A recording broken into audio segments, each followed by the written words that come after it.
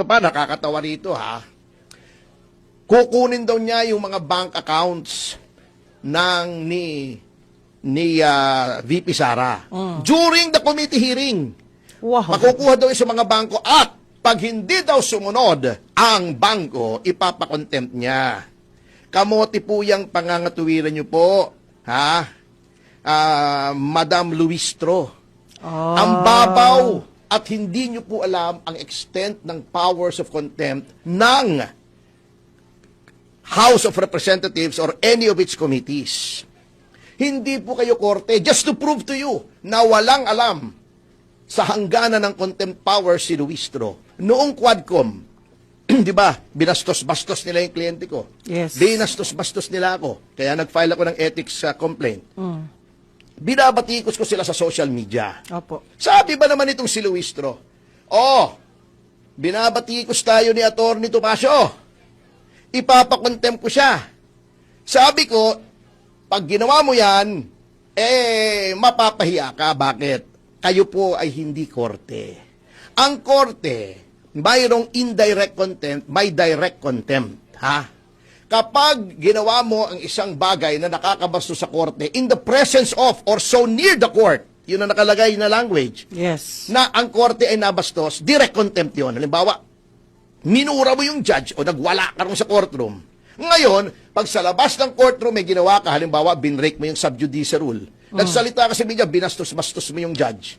Outside of the courtroom, indirect contempt yon, maaaring indirect contempt. Dahil nasa labas ka. Oo. Yun. Sa committee po ng legislature, wala pong indirect contempt. Pag may sinabi ako sa labas ng halls of the House, laban sa inyo, hindi nyo po ako pwedeng ipa-contempt. Mali po yun, hindi po kayo husgado. At na-realize na yan ni Richard Gordon noong ako ang abogado ni Lincoln Ong at ni Mohit Dargani doon sa Farmally. Sinabi ko na kangaroo court yung Blue Ribbon Committee ni Gordon. Sabi ni Gordon, ipapakontempt kita. Sabi ko, go ahead, tingnan natin kung sinong mapapahiya. Hindi niya ginawa. Siguro pinag-aralan niya, ay mali nga pala siya. Hindi ka pwede magpa-contempt kung committee ka ng House or the Senate for things done outside of the House or the Senate. Yan sinasabi mong pag hindi sumunod yung mga bangko, iko-contempt mo kung ayaw i-produce yung bank records ni VP Sara. Hindi rin po pwede yan. Bakit? Sapagkat Ginang Luistro, ang contempt powers lang po ng legislature ay effective when you are hearing something in aid of legislation. Yan po ang nakalagay sa konstitusyon at sa mismong House rules ninyo. In aid of legislation. Ito pong impeachment proceedings ay hindi in aid of legislation. Wala pong batas na lalabas dyan sa hearing ninyo. In fact, yan po ay wala doon sa article ng Constitution outlining the powers of the legislature. Nasa ibang section po yan o article ng Konstitusyon, yung transparency and accountability provisions. Hindi po yan in exercise of your legislative powers. Yan ay exercise ng accountability provisions ng Konstitusyon.